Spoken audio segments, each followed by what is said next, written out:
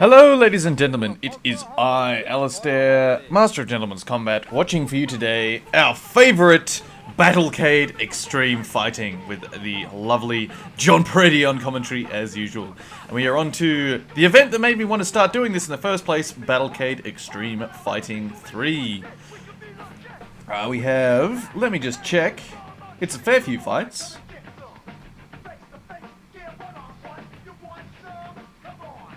We have 9 matches for you today, with such famous faces as Igor Zinoviev, everyone's favourite from the last event, John Lobo, Matt Hume, Eric Paulson, Kazunori Murakami, remember that dipshit from Pride 1, Bart fucking Vale, and Todd Bjornathan, who is known to absolutely nobody, but I am a great fan of Todd Bjornathan due to his fights in Pancras that were quite enjoyable. And Extreme Fighting 3 brings together so many. And it's Dave Bontempo once again, this fucking idiot who I absolutely hate listening to. So once again we will listen to his ridiculous bullshit on commentary as you listen to my ridiculous bullshit on commentary. And I hope to see... Oh! It's John the Butt-Chin Peretti! I will attempt to splice in a picture of him from Gangs of New York. Unlike last time, Battlecade Extreme Fighting 2, where they were in Canada, everyone got arrested after that. And so, unlike last time, they are very proud to announce that they have been officially sanctioned by a governing body. And so, hopefully, everyone won't be arrested on the completion of this event. And here we are with a group of our fights. And Matt Hume, Eric Paulson debuts on Extreme Fighting. Eric Paulson, Jeet specialist, big kicks, big punches, great grappling. Eric Paulson, we haven't seen any of him on Classic MMA Revival yet, but he is an absolute, he's a serious man in the world of mixed martial arts. And he was also in Bloodsport 3. His fight with David Bernhardt in that is excellent and terrible in the same way. The choreography is absolutely great, but the acting in the fight is heinously bad. We also have Matt the Fight Wizard Hume, fighter from Pancras originally. Let's have a look at his fight record at this point.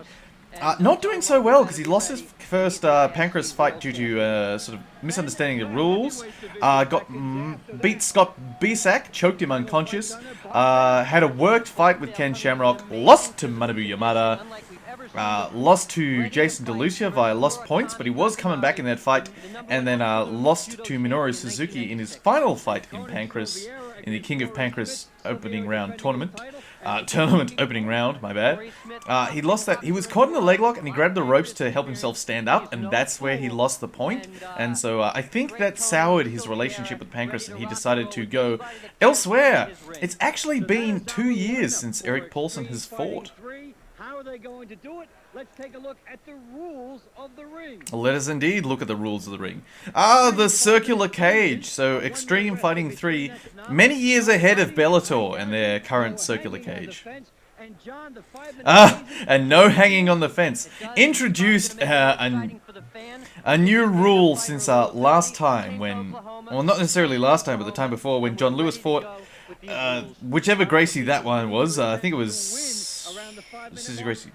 It was somebody Gracie Jr., Carlos Gracie Jr., yeah. And they both just hung onto the fence for the entire time, and it was god-awful to watch. Except for the knockout, except for the doctor who stops the fight. It's all contradictory, but the end is in scene. There you go. It just seems like you see the submission come quickly when they like to tap out. What are these idiots talking about? God-awful death metal here. Yohil de Oliveira. Rio de Janeiro, Brazil.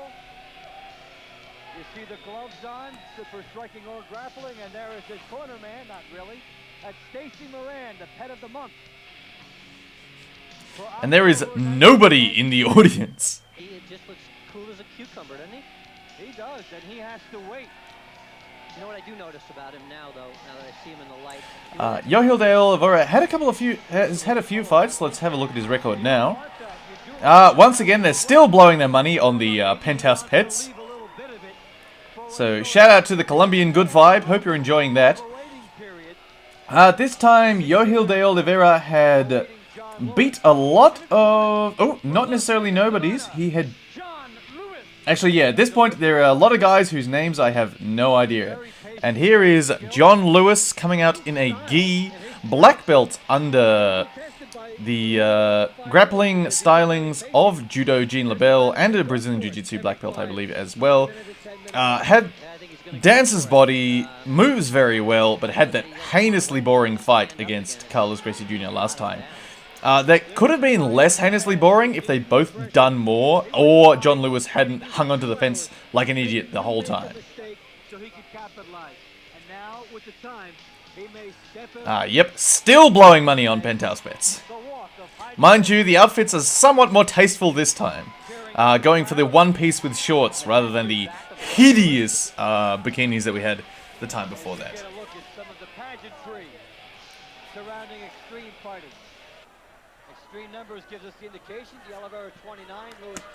It speaks volumes that, I can't remember which particular promotion it is, it might be Knockout or something like that in Japan, can have ring girls in what is essentially lingerie and still come off as much classier than Battlecade Extreme Fighting.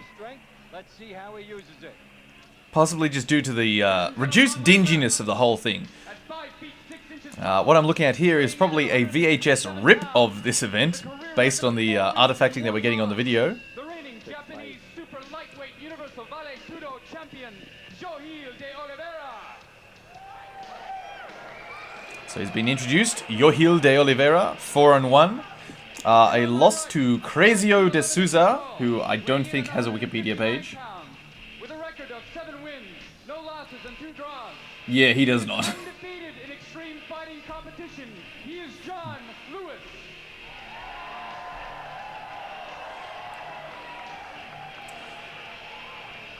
And here's John Lewis.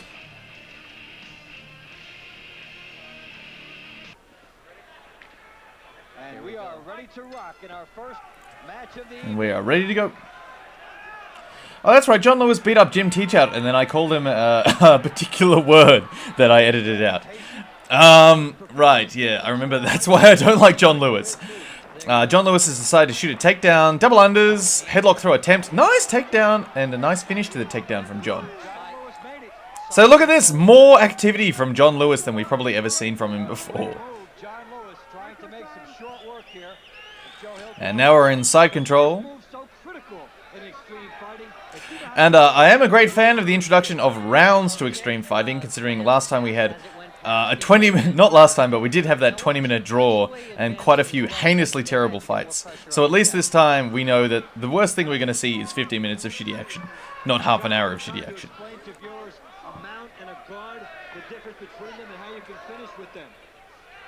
Well, he can mount from here because he can drop his right knee over.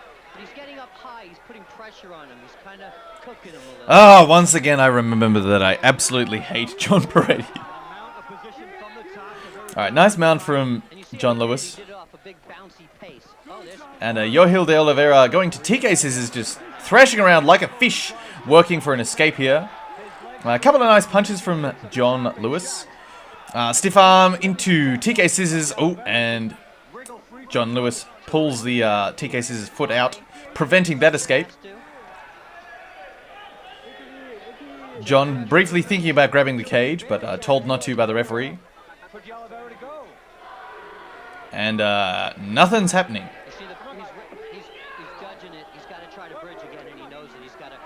Nothing is happening. And the crowd turning on these people fairly quickly because nothing much is going on here. I'm wondering if we're actually going to see all 9 fights in this VHS. We might have had the first 2 edited out, which would be an absolute shame.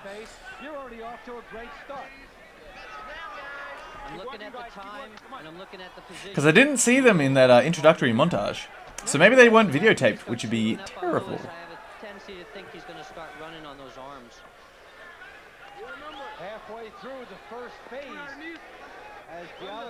It's around Dave Bonatenano, or whatever your name is. Punches to the head from John Lewis. Punches from the bottom of mount by Yohil de Oliveira, showing that a man has absolutely no idea what he's doing when he punches you from the bottom of mount. No disrespect to my first opponent, Matty Pilchler, but it was his first fight, and I got mount on him. I hit him a couple of times, and I looked at the referee, because, you know, first amateurs, I'm like, I don't want to hurt this guy. And then Matty bops me in the face from the bottom of mount, and I just... then I hit him a lot, but I just thought, what are you doing? You've just made me hit you a lot more, you tough bastard. But yeah, Shorty was out of ideas. Yeah, he's still trying to cook him. He's really not putting anything but a big left hook to the ribs. What do you think of the power that... Good body punches there from John Lewis. Why are you asking the idiot John Lewis? John Lewis just asked his co-commentator Dave, what's-his-face, what he thought the power level of those punches was. And good use of the fence there by Yohil de Oliveira to initiate the turnover. John Lewis trying to take the back here. Head grab by Yohil de Oliveira. Good defense to the back take. If he gets both hands on the head, he can pull John Lewis around if he gets up onto his feet. We will see if that works out. But now he's just getting hit in the face. Now he's going to turn and give up mount again. Oh, no, we're back here.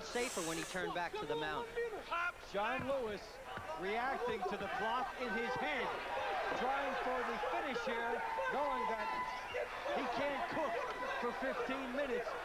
He has adjusted well. More body punches. Yohil de Oliveira deciding just he's going to be on the bottom here and just going to cuddle John Lewis's head in order to minimize damage. And the ref is not going to stand them up for some fucking reason. Yes, you can, John Brady. Fuck off. John Brady, excellent matchmaker, good finder of talent, terrible commentator. He may get a chance to start it over again. He may just last out this initial assault by John Lewis. This wasn't an assault by John Lewis. It was sort of a methodical bopping from mount. No real work for finishing here. And if I was a referee, I would have genuinely stood that up. I understand that it's from the bottom of mount. People are like, how can you stand him up from mount? If the person in the top of mount is doing fuck all with the position, there's no points leaving him there. A good opening act.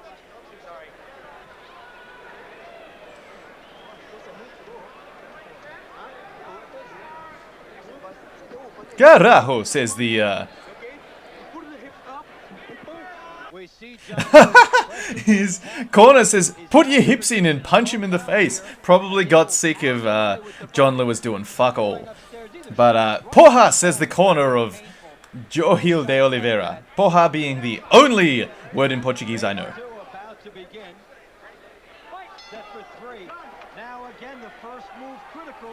Alright, Philly shell boxing from John Lewis. I don't think we will see very much of it, to be honest. Very early MMA striking here. Both men with hands around their nips. And an uppercut from miles away by Yohil de Oliveira. Maybe he was thinking that the shoot was going to come when he committed to the strike, but yeah, missed. Yeah, missed John Lewis significantly there. John Lewis, great movement standing. And using that lead right hand to establish his range. Yohil de Oliveira completely mesmerized by it. And nicely done there, John Lewis timing it. Headlock throw by Yohil de Oliveira. Very nice. Koshiguruma. John Lewis just stood up from the bottom of that very nicely and immediately into a trip takedown. Good scramble of action there. This is what... Okay, I've worked out why I hate John Lewis. I hate John Lewis because he can do so much. When he moves, he does great shit like that. But then he just does nothing. Like this. So he had a minute and a half of fairly decent action on the stand-up. He's making the other guy miss. Counters a takedown attempt. Scrambles up from the bottom. Gets on top and then does fuck all.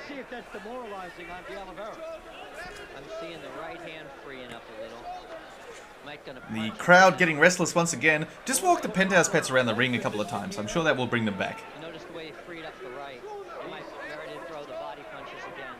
And you see the cover up of the first so he doesn't get hit. Now, Lewis has established a little bit more position at the top. Hasn't totally gotten the legs free yet for control. I would be a lot more tolerant of John Lewis doing fuck all if he was a Japanese guy and this was Pancras, probably. I will not deny my prejudices. They are real.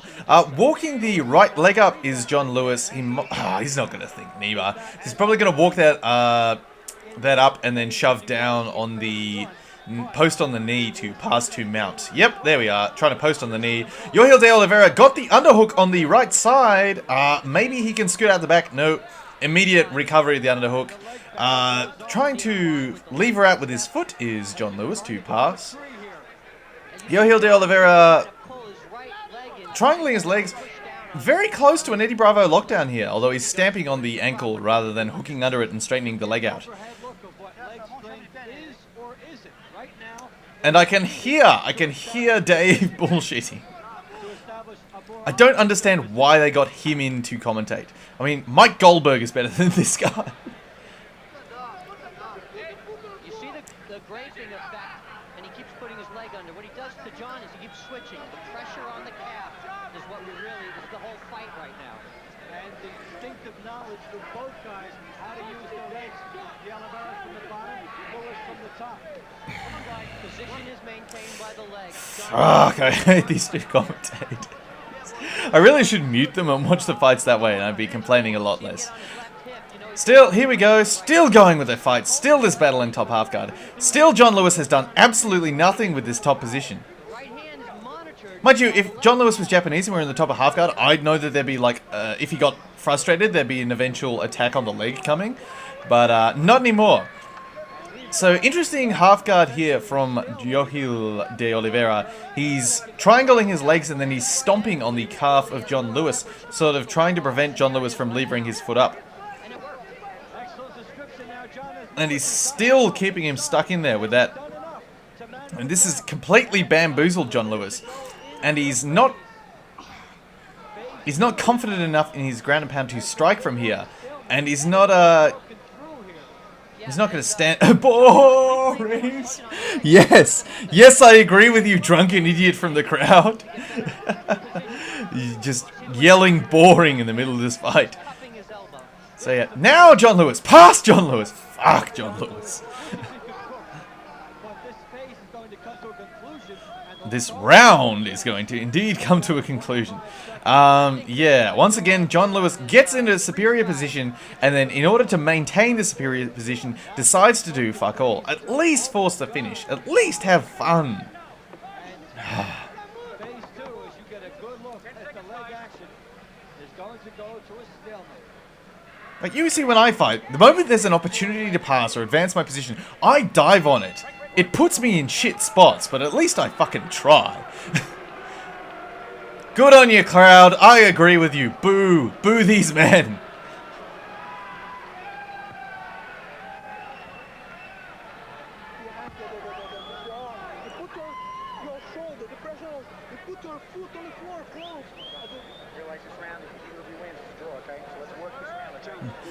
Thank you, referee. Tell him to fucking win. Look at this throw. Lovely Koshiguruma. Beautiful throw. Now, watch this stand-up. Immediate elevators. Yeah, butterfly hooks. Elevates him up. Stands up into an inside trip. Really nice. And then he just did fuck all from that top position. Alright. John Lewis, hit him in the face. Please.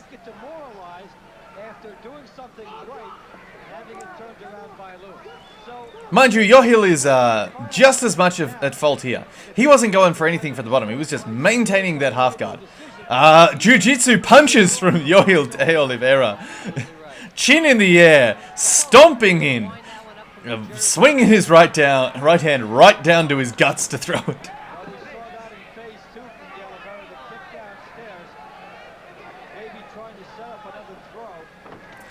1-2 from Yohil de Oliveira. Nice underhook throw. Now back out. Run away, Yohil. Run away. Maintaining standing position here. Referee checking if anybody's grabbing the fence. Single underhook from Yohil. He's going to lose that, though. Nicely done, John Lewis, to lever into the underhook, forcing him away. Oh, wizard throw attempt from Yohil de Oliveira. Nice knee tap counter by John Lewis, and I expect nothing to happen for the rest of the fight. A good time, John, to explain that, what the guard is and why the guy in the bottom can be winning. All position is dominant from the guard. He's got arm bars from the guard, and he's got chokes from the guard, and he's John Lewis, unable to form a coherent sentence. All position is dominant from the guard. No, the guard, I think maybe he meant the guard can be a dominant position because of the options that it presents. No, he says all position is dominant from the guard. John Lewis working to pass guard here. No, just working to be on top and maintain top position. Working to set up some strikes though. That's nice. Good on you, John. It's more of that.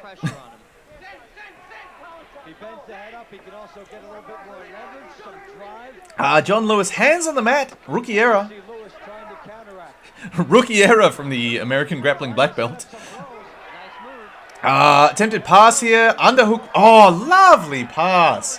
Lovely pass, John Lewis. Brilliant over-under pass. Now, what will happen? Cradle John. Just link your hands and crumple his body up.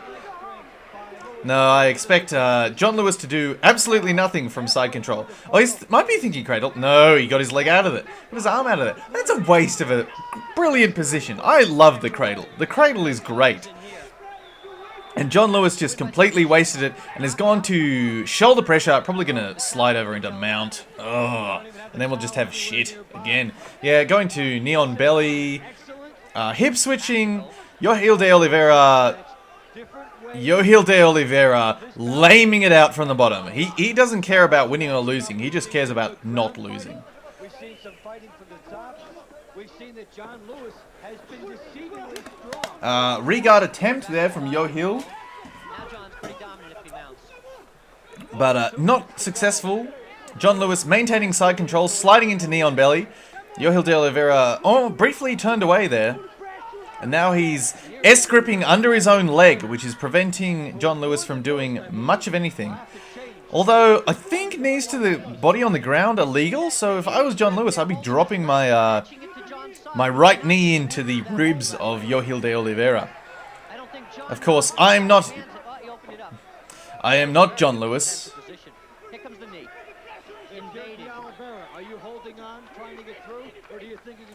Punch from the bottom of side control from Yohil de Oliveira. This is a man who realizes he is stuck and can't do much. Mind you, John Lewis also not doing much. He's basically dug this crossface in, thought about passing to knee on belly, and then done nothing much else.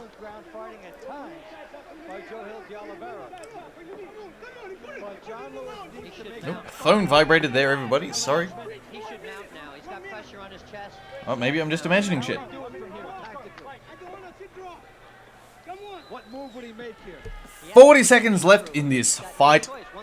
Thank you for being so short and at least giving me a break, but seriously, John Lewis, why do you do this? Why do you have really fun moments in your fights and then just do nothing for the rest of them?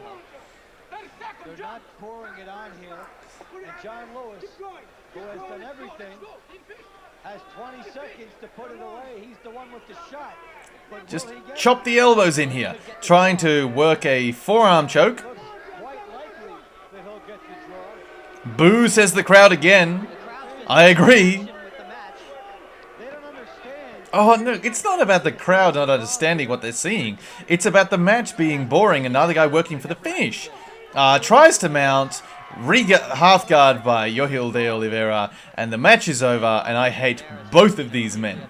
What would happen to our two fighting idiots here? Yohil de Oliveira, after this match... One second. Pull it up.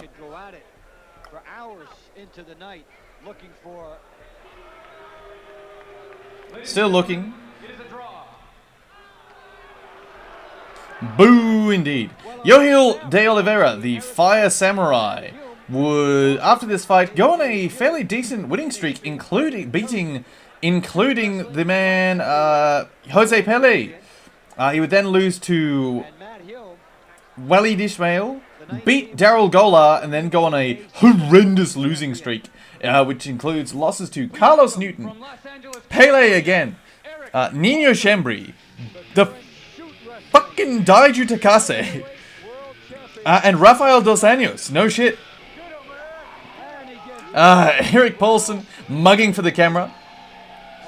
Shoot Wrestling USA, very good. Yet another Penthouse pet they've spent their money on. John Lewis, after this fight, he has one more fight at Extreme Fighting 4, which we will see. And then he goes on to fight Rumina Sato at Vale Tudo Japan 1997. A match again I hope to do in a classic MMA revival duo with my good friend, the most dangerous man alive today. Here we have Matt, the Fight Wizard Hume, fighting out of AMC Pancration, catch wrestling genius, mate of Maurice Smith, and yet another Penthouse pet. This one looks significantly less happy about being there. Now Matt Hume's got some good leg kicks. Oh, apparently in his break from MMA, Matt Hume was fighting in kickboxing. Things I didn't know.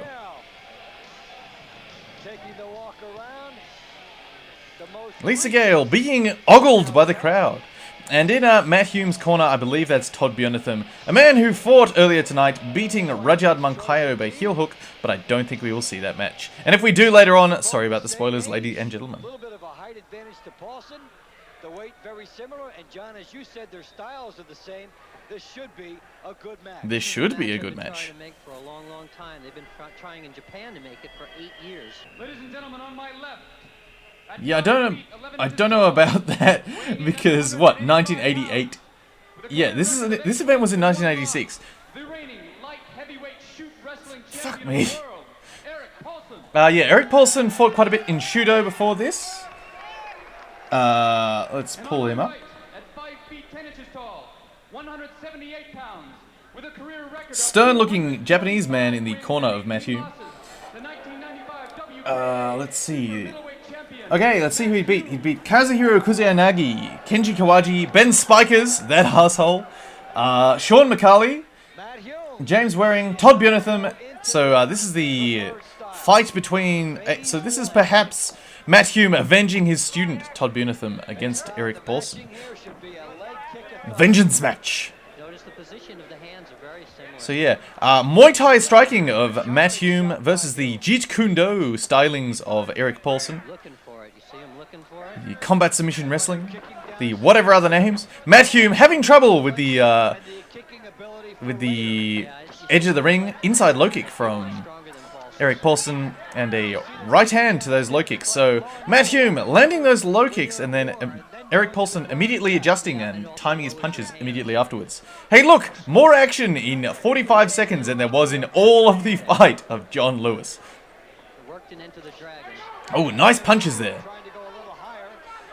Grabbing the fence is Eric Paulson, you cheating bastard. Single underhook, grabbing the fence again, knees to the thighs here. Ref telling him to not grab the fence, punches to the head from Matt Hume. Knees to the thighs from Paulson. Clinch work from Eric Paulson.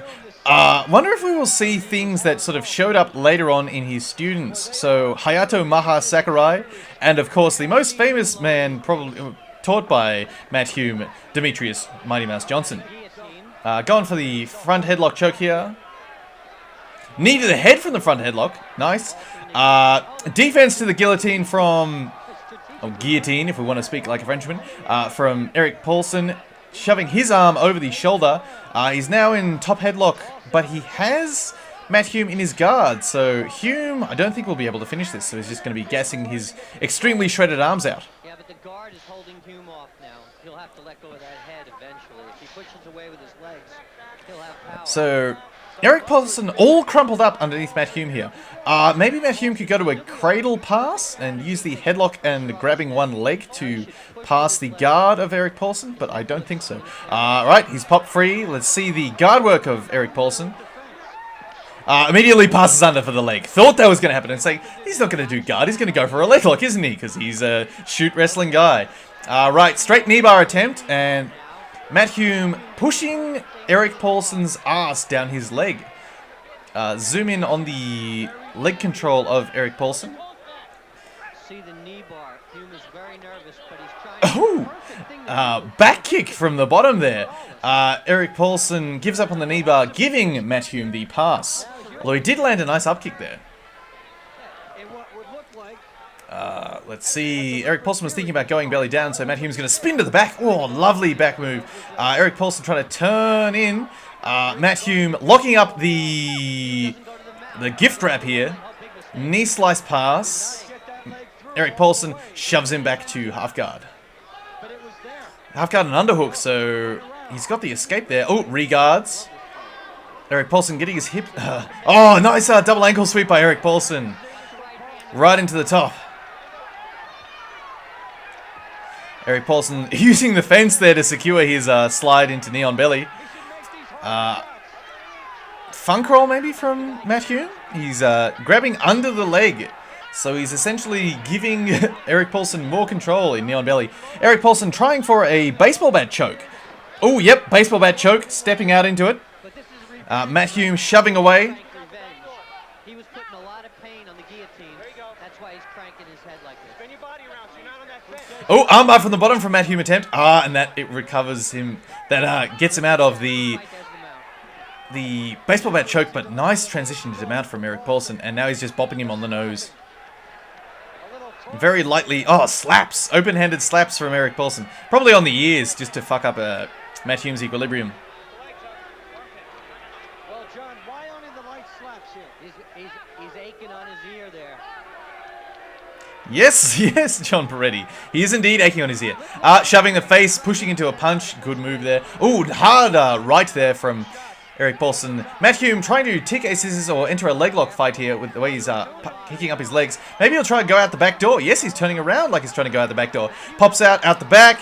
Eric Paulson goes for the armbar. Matt Hume drags that leg across on the inside, taking away the leverage, and then ends up in the butterfly guard of Eric Hume. Lovely fight of Eric Paulson. Lovely fight here. Elevator. Oh, scissor sweep. Elevator scissor sweep. Very interesting from Eric Paulson there. I'm sure it has a catch wrestling name, but I can't remember it.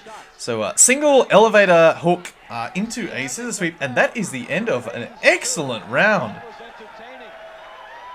Well, we see Paulson on top. A chance to finish maybe, right?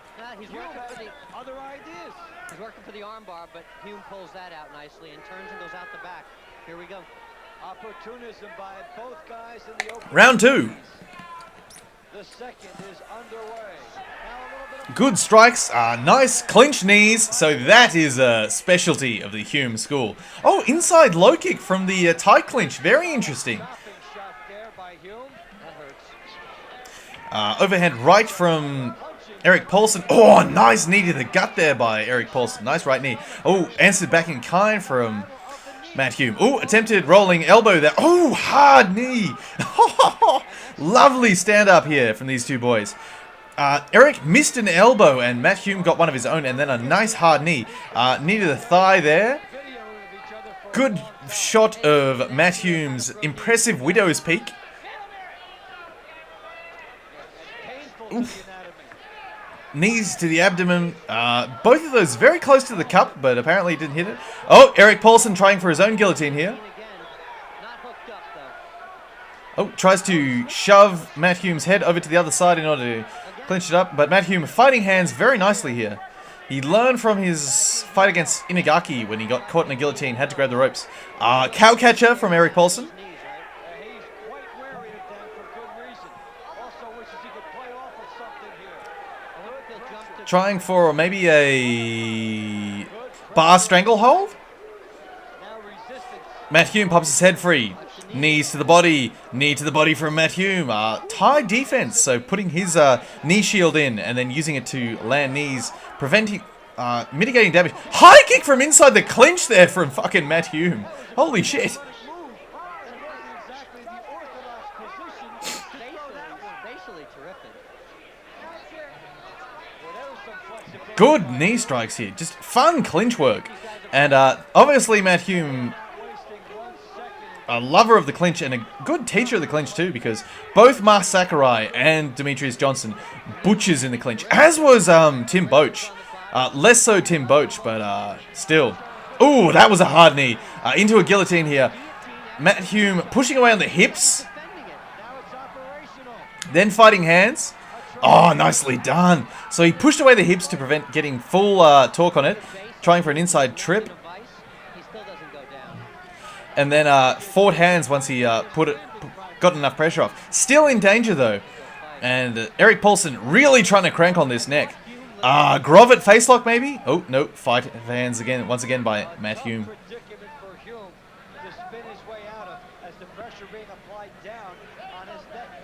Grovet from Erik Paulson at Catch Wrestling U on Twitter. You'd better gift that damn thing. Russian arm drag maybe? Oh, spinning back elbow from the Russian arm drag by Matt Hume.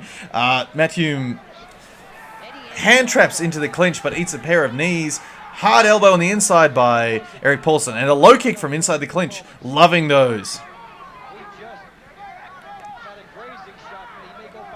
And a little bruising on the underneath the left eye of Matt Hume. You notice that they're both going for it the whole time. And Matt Hume having a bit of trouble here with his ring positioning, repeatedly being forced against the fence by Erik Paulson. And we briefly saw shots of John Peretti and Dave What's-His-Head's idiot faces before. Need the body by Matt Hume. Matt Hume looking a little bit gassed, to be honest. Ooh, good punch from Matt Hume. From Erik Paulson, I mean. Oh, nice uppercut from Matt Hume. Good knee as well. Good lord, these strikes. So good. Hard inside lows, uppercuts. Just gorgeous, dirty boxing. Everybody should watch this fucking fight. Matt Hume trying to set up a knee maybe there with those two hands on one side of the head. Now he's working the bus driver uppercuts. I think I heard that hit the cup. And then Erik Paulson kneed him right back in the dick. I think they both glanced off the cup though. Erik Paulson still grabbing the fence like a cheating bastard. Oh, good arm away into the elbow there. But he tried it again and Matt Hume was wise and landed a knee when he started pushing away. Fighting for superior collar position here. Man with the inside arms is, of course, winning in traditional Thai sense. Oh, nice uppercut up through the middle. Another nice uppercuts from there. And the end of an excellent second round. So, first round, a lot of fun grappling action. Second round, lovely striking. Clonk! Big strikes here. And then a nice uppercut. And a left hook and a good knee. And just trading. Oh, these boys could fight. And they both can coach. Erik Paulson's most famous student, most likely Josh Barnett. The baby-faced War Master Assassin. Good shot of the impressive delts of Matt Hume. I wonder if he's still in that good shape. Good jab by Erik Paulson. Well, John, I have to say, you made a very good match here. John Peretti, the matchmaker. Yes, John Peretti, you did make a good match here. Even if you lied about it being 8 years in the making. Because, yeah, fucking Erik Paulson wasn't fighting 8 years ago, you bastard. He's fighting 3. Same with Matt Hume. Oh, and time, and that is the cut that has opened up on Erik Paulson's head from a knee. And it is running straight down into his right eye socket. Is that Tim Teach out on the outside? I think it might be. Right, they've stopped the clock. Timekeeper says he stopped the clock. So you can see his skull apparently, so it's too deep, he's going to stop the fight. And I understand them erring on the side of caution because everyone did get arrested last time they did this. You have to go for it and win in the final phase, otherwise it's a draw. Looks like they're stopping the fight. This looks like a very deep cut in the middle of his forehead. A deep gash. Some would make the Doctor stops the fight. Man with a mullet says they are stopping the fight. Ladies and gentlemen, the fight was stopped 44 seconds into the third round due to a deep cut. Making the winner, Matt Hume. Matt, the shredded fight wizard Hume. In the fight of Beach Bod versus Dad Bod, Matt Hume wins. And he's a handsome devil. Let's be serious about the world. Matt Hume, great facial features. Yeah, that knee there opened up a good cut on the middle of the forehead of Matt Hume.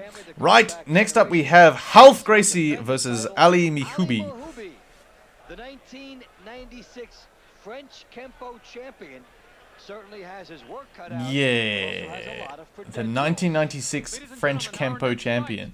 In MMA, life does not sound like it's going to be kind to Ali Mihubi. Please welcome from Paris, France, Ali Mihubi. And try to face the Gracie name.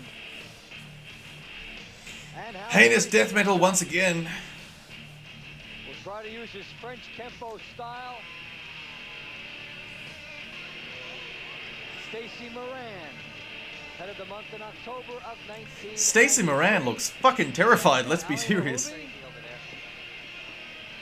Definitely, he'll do the waiting, and Stacey Moran will do the parade around ringside.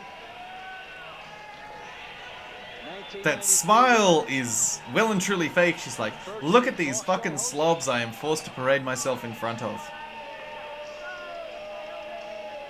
Oh well, shout out to the Colombian Good Vibe. He's enjoying this view. Ralph Gracie, described as a cross between a pit bull and a boa constrictor. That's not pleasant in any case. Let's take a closer look at Ralph Gracie. We'll get a little Ralph Gracie video package. It's funny, huh? People say, hey, how do you feel? Do you feel nervous? You feel you're gonna scare? But I feel very good. Always like, welcome back. For be exact, I feel home. If you're wondering what happened to either Matt Hume or Eric Paulson after this fight, let's just pull up their careers. One more day. Eric Paulson would go on, have quite a few fights, lost to Carlos Newton, and then a 3-fight win streak to finish his career. Then Matt Hume, after this, I believe, would retire. No, he would have a fight against Pat Miletich at the next Extreme Fighting Challenge, which we will of course watch, and then a fight in 2002 at Hook and Shoot Absolute Fighting Championships 1 against Sean Peters, which he would win and then retire, becoming one of the best coaches, if not the best, in all of modern MMA.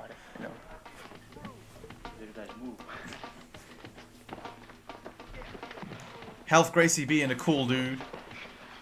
Think you're gonna beat me? Passing guard, choking One more guy wrong. various other people. I don't say nothing. I don't care too much. And Ralph Gracie's head looks like he looks like an Easter Island statue. Other one. You step there. You're on my plate. I'm going There to he is get off. choking out that Japanese shoot fighter in the first And fight. from Rio de Janeiro, Brazil, and Walnut Creek, California, please welcome Ralph Pitbull Gracie.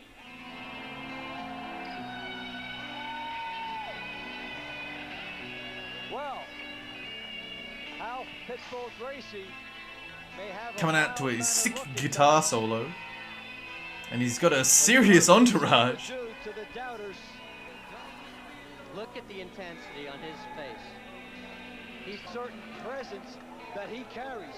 You see it on the face. All those idiots, none of them bought tickets and they all get to watch a fight for free. Invincibility.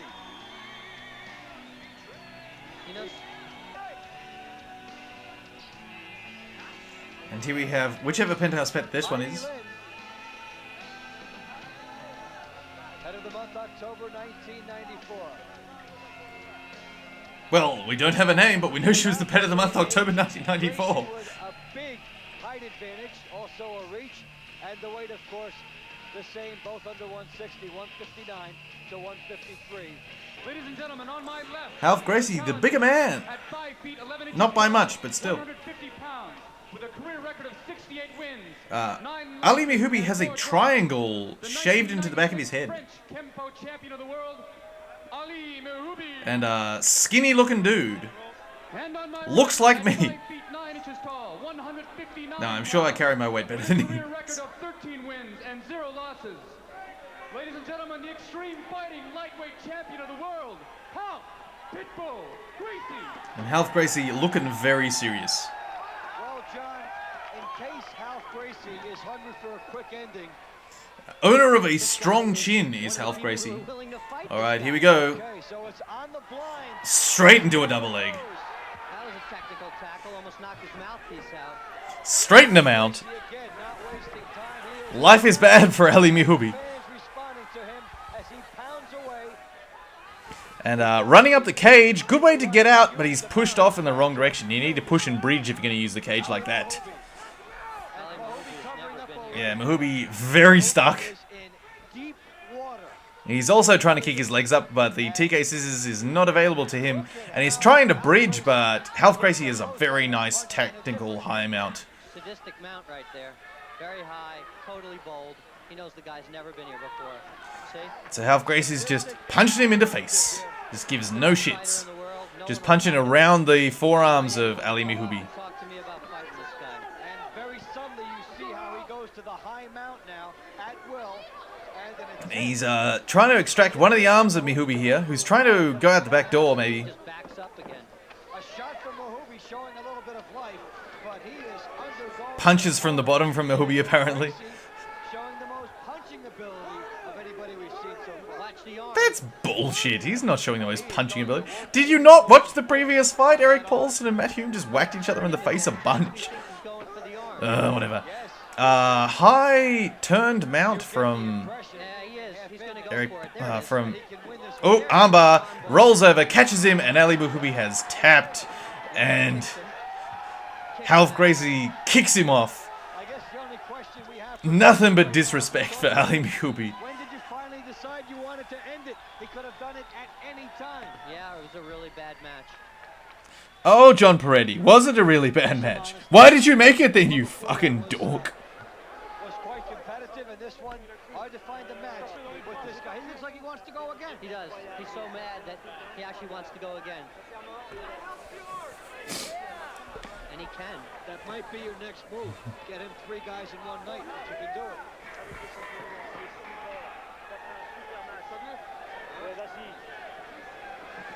I wasn't listening to the French of those two. Shake of hands and a hug from the boys. Good to see. What would happen to our two fighting manly men's here? Ali Mihubi would go on to fight Rumina Sato at Shuto Reconquista 2. Ali Mihubi, with no grappling experience, goes on to fight the Moonwolf. How do you think that ends up, ladies and gentlemen? And then would have one more fight before retiring. Health Gracie, 2 more fights. No more will we see him in Battlecade Extreme Fighting. So maybe he and John Peretti decided they weren't going to hang out. He would beat Steve Nelson at Unified Shoot Wrestling Federation 11. And then go on to Pride Bushido 1, fighting Donkon Jonsuke. Yeah, Donkon Jonosuke Mishima. An incredible assault here. And so I will leave that one for the most dangerous man alive today to give you the results of that particular match. Taking the shot. Now watch. Yeah, I feel like they've shuffled this event around. Just looking at the times and the size of the other video file, I think I may have spoiled one of the matches for you. But, you know, shit happens. Life is the way it is. Power.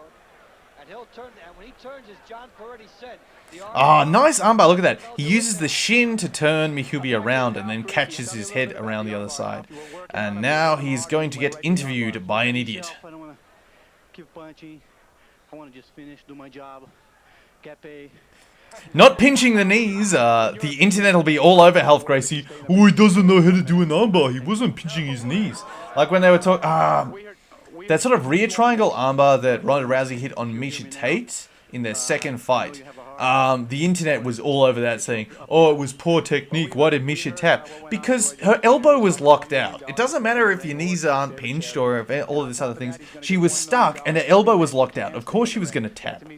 It's good technique. Just doesn't matter that it's not orthodox. Ronda Rousey's punching technique, however, that is something we're going to talk about. Next up we have Anthony Mad Dog Macias of UFC fame. Anthony Macias, I believe he should be a member of the MMA Job Squad. So let's pull up where he is into his career.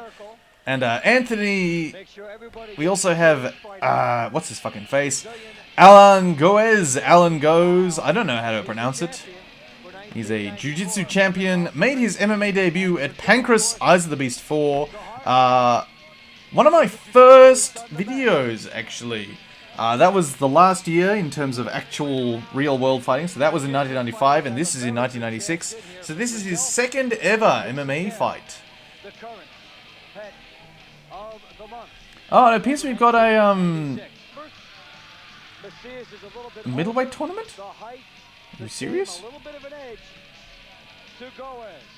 Ladies and gentlemen, on my left, at 5 feet 10 inches. I honestly don't know what's going on in the world, because... pounds, with a career record of 56 wins and 5 losses, the reigning IFC Super. Oh no, those are two different events. So we fought at Extreme Fighting 3 and then at Extreme Challenge 3. And for some reason I was like, are these two different events? And on my right, at 6 feet and 1 inch, 199 pounds. Now, Mad Dog Macias, notorious cheater. I don't think he cheated that hard, but he did occasionally. Let's see where he's up to in his career. Lost to Dan Seven, thrown around by Ali Gibson, submission to Oleg Takhtarov, which some people say was a work, but I'm not completely sure. Fairly decent win streak leading up to this match, beating John Dixon, that guy from Pride, Gene Lydek, and Brian Gassaway. Front headlock from Anthony Macias. Underhooks from Alan Goes. Good knee. Passing around to the back. Attempted for a back trip. Gonna pass around. Get rid of that headlock. What are you doing, Alan Goes? Anthony Macias tries to hit a spinning elbow, but Goes finishes the takedown. Macias on the ground now as Goes tries to obtain a mount. We'll see what Macias can do down here. I've seen him do terrific submission, but you know he's up against a strategist. Alan Goes working his passing game. Alan Goes' fight against Frank Shamrock and Eyes of the Beast 4 was an excellent fight, because that was technique versus athleticism there. And given the rule set of Pancras, there wasn't really much sort of... Well, there was danger to the ground and pound, but it wasn't going to finish, so it just sort of opened up the grappling in interesting ways. Back control briefly, Anthony Macias going belly up in order to scrape Alan Goes off on the mat and put him back in mount. What he's trying to do is, Macias is saying he's using his head. He's not hitting with it or anything. I mean, Macias was trying to make a statement to the referee. Elbows from, punches. Basically, Alan Goes is all over fucking Mad Dog Macias here. Someone in the crowd just shouted, "Bust his nuts." More power into his position. he's starting to turn on that arm again. Yes, he is. Rape choke punches. And using the legs here to maintain his mount and using the arms for offense. Looking for an opening. Yeah, spurring punches from the bottom from Macias. Yeah, that is a loss, man. Spur mount from Alan Goes. That's the only way I can describe it. So he's actually hooked his feet under the buttocks of Anthony Macias and he's using that to stay on top. Both men in white shorts, both men with slightly tan skin, so moderate confusion. The only way I can tell the difference is because Alan Goes looks like an angry Mr. Bean. Surprise Goes, but did not do enough. You know, Macias has got a presence of mind down there. He certainly does. He's not actually blocking a lot of punches. That was a headbutt. That's not allowed there. Oh, no headbutts, but you can keep mount. Look, okay, shout out to any referee out there. If somebody fouls that hard, stand them up. There we go. Referee intervention. Alan Goes cheating like a motherfucker. Oh, what are you doing, Anthony? Alan Goes, yeah, I gouged him and you headbutt him. He stuck his finger in his mouth and turned his head. John Donahue didn't like that. Of course he didn't like that. That's cheating. Fuck. So doing his job, coming in. No headbutt. He's warning him again, so he understands. I'm just gonna talk. I'm gonna ignore you. Glorious mullet on the, Alan Goes just spit water all over his cornerman, who's wearing a great, mullet. Clock continues to go here as what John was talking about. Penalty inflicted here. Referee coming Bonk! in. Headbutt. Doing what he shouldn't be doing here from on top. Not yet. It's coming up here. Yeah, there it is. Bang! Just blatant headbutt. There was a warning running for that as well. And then nothing. He doesn't stand them up there. Lets him maintain mount and only stands him up on the fish hook. That's ridiculous. Stuck in there and turned his neck. Okay, you ready? Get it, man. And he did it pretty fast, too. Alan Goez, cheating fucker. But the fish is on. Angry cheating Mr. Bean is Alan Goez. Go back to a standing position. Clinch from Anthony Mad Dog Macias. Using some underhook throws. No break. Maybe I am being unkind to Anthony Macias by saying he should be in the MMA job squad, but he was German suplexed twice across the ring.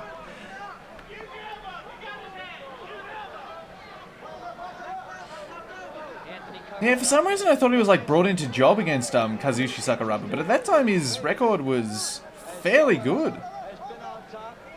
Now to the fish hook, taken off, and now he's on top again. Now, Anthony was pulling on the wrong arm to turn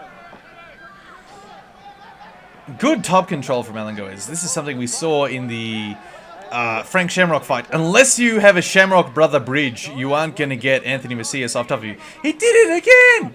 He did it again! Stand him up, ref! And a warning. Going to get a speech here. Now he thinks he won. That's the end of the fight. He submitted verbally. Boo this man! Boo this man! While the referee was coming in for a warning.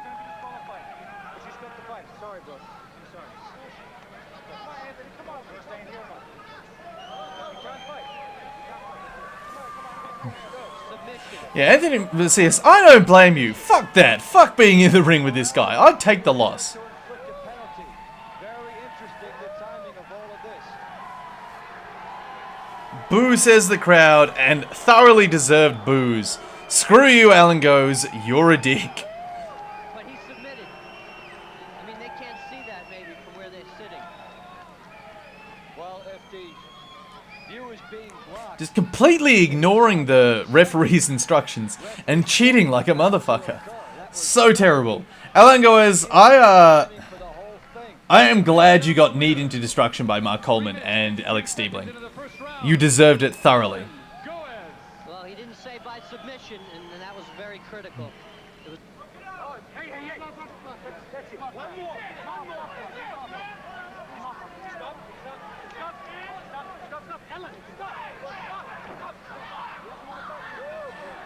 And John Donahue says he doesn't want to fight anymore, Alan. We've got our middleweight championship will be up next. Alright, John Lobo taking on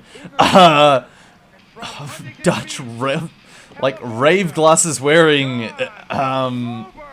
Igor Zinoviev. And if he's able So to John Lobo, absolute madman. Zinoviev, Let's see where he was up to in his career at this point. in our lineup, Because I don't think he'd beaten Frank Shamrock at this point. Oh, we have Gary Dell'Abate from... Let's see. No, he hadn't. So John Lobo at this time was 2-0. One win by rear naked choke and one win by heel hook. But John Lobo, absolute madman. Lobo prancing in. This guy's strong. He came down from 215 as the heavyweight IFC current world champion to come to 199 to challenge Zinoviev. He went to Russia, beat all the Russians. Well, there's gonna be a Beat all the Russians. Beat one Russian. No, he didn't. He fought once in Russia at IFC 1 Combat in Kiev and beat Eric Heberstreit, who I believe is Dutch or German. take a look at that now. And here's Igor Zinoviev. Oh, that beautiful double leg takedown he got on poor old Wing Chun guy last time. Look at this dude's muscles.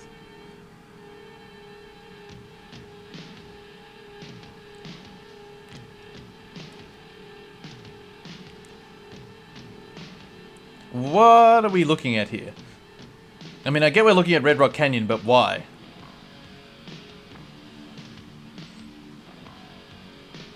Is this Igor Zinoviev's grunge debut or what? Russia, did you train in any place that looked like this?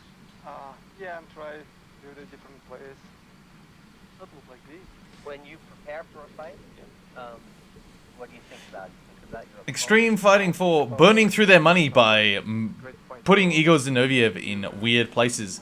I'm actually going to take a break here, ladies and gentlemen. I hope you've been enjoying with the commentary so far. And we will resume with our fights after the interview of Igor Zinoviev. I don't eat dairy product, like milk, sugar.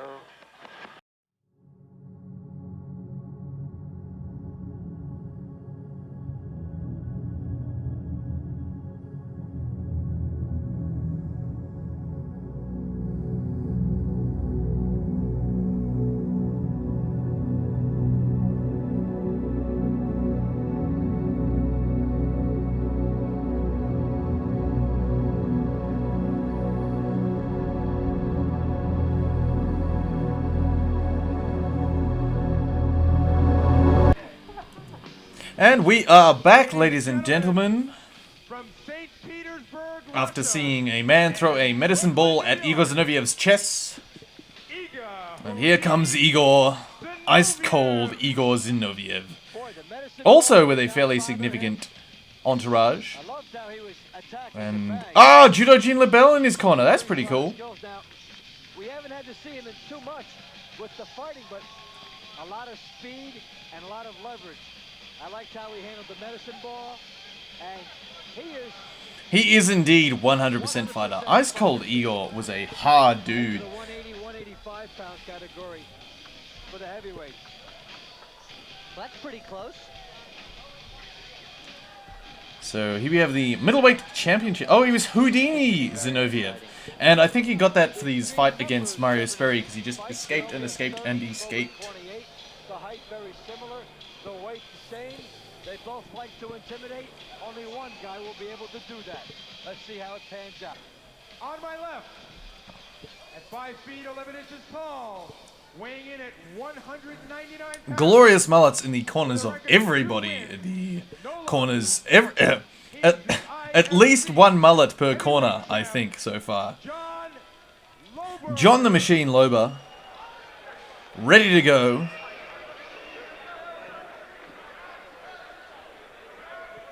And on my right, at a height of 6 feet 1 inch, weighing in at 187 pounds, with a record of 90. I don't know how Igor's only 187, because he is unreasonably large. Middleweight champion, Igor. He's just thick through the middle. He's got gigantic lats. Now, Igor's got a great sweep. Alright, hopefully this will be a decent match. Let's see. Everything. Could just be wrestling. We're on. Good right body punch from Igor Zinoviev. Oh, and another Van Damme sidekick, but John Lobo's caught it. Headlock from Igor Zinoviev, trying for the arm-in guillotine. It's only 1996, so we have not seen the invention of Renzo Gracie. He has not yet invented the arm-in guillotine. Very, very different. But remember what he did to Sperry here. John Lobo trying to base up and pop his head out, not in much danger. And John Lobo just really doesn't fucking care. Oh, he's picking him up. He's going to Northern Light suplex him, maybe. Oh, no, he just stood up out of the Let your hands go when you do that, or your neck. out of the guillotine attempt. Now he's picking up a high crotch single. Yes, he is. Yes, he is. Yes, John, do it. Do it, John. Northern Light suplex, John Lobo. Yes. Oh, that's going in pro wrestling in MMA 3. But it didn't get him out of the position. He's still in the arm and guillotine. Back in the same position, unfortunately. Boy, Zinoviev lands in guard. You think Lobo's No, he didn't. He's still stuck. But he's getting his head free. The ball dome of John Lobo will eventually escape this. But that Northern Lights suplex was so nice. Here by Lobo. I actually don't really know much about John Lobo's training. Obviously, wrestling was in there, but and submission work, but it might have been pro wrestling from the looks of things. And Igor's given up on it, so we've gone to guard here. Single butterfly hook. Lobo escaped from that, you know. Standing guard pass. Tripoding to punch is John Lobo. He doesn't give a fuck about passing guard. He just wants to hit you in the face. Feet on hips from Igor Zinoviev, kicking up for a triangle. Trying for a high guard. Or as Renato Laranja would say, that Edu Bravo guy, he's got some good high guard stuffs. Rather than the hubba guard. Overhook from Igor Zinoviev. Probably going to go to wrist control and pop up for a triangle. Nope, going to underhook on the far arm. Igor Zinoviev trying from the bottom here to parlay guard. And Lobo John Loba going to punch. Grabbing the shorts. Exposing Igor Zinoviev's cock for all to see. No, just the undershorts of Zinoviev. Good, hard punches. Igor Zinoviev briefly going to Gracie position 2. He's saying, don't grab the shorts. Stomps on thing. Oh, and a big cut opened on the head of John Loba on his redonkulous dome. this one to end as you take a look. Nah, the ref will be like, yeah, it'll be fine. Like much to me. A very Look at this doctor. will be made. This doctor looks like a murderer in a 1992 movie. We saw in an earlier bout, which was stopped. Mouthpiece back in, you'll hear a roar. A headbutt, apparently. And the headbutt warning is given. So the crowd is upset that they were Doing fine, says the New Yorker in the corner. What are you demanding respect out there? Big fucking Northern Lights suplex again, John Loba. Do it.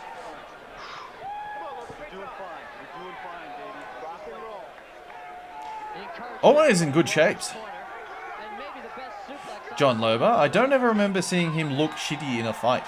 Lobo pouring it on now. And Igor's Apparently he used to stink. crowd really gets back into it. It's not Maybe I'm confusing him with Matt Lindland, but one of those two, if not both of those two, used to just absolutely like sweat and just not shower for weeks before a fight. Igor Zinoviev going not for the arm-in guillotine, going for the normal guillotine here. But John Loba is apparently impervious to any sort of pain. Nice turnover by Igor Zinoviev, and John Loba once again using Igor's shorts to lever himself out of a bad position. so strong. Zinoviev, John Loba finishes into a topside ride. Billy Robinson style control, arm through the legs in order to maintain a pin. some edge in power, which he is using. Into the fear, says John's corner. But Igor's managed to stand up. Still going for the front headlock is John Loba. Oh, nice inside trip reap there by Igor Zinoviev. Lovely stuff. Now going for a guillotine from a very interesting position here. For Lobo.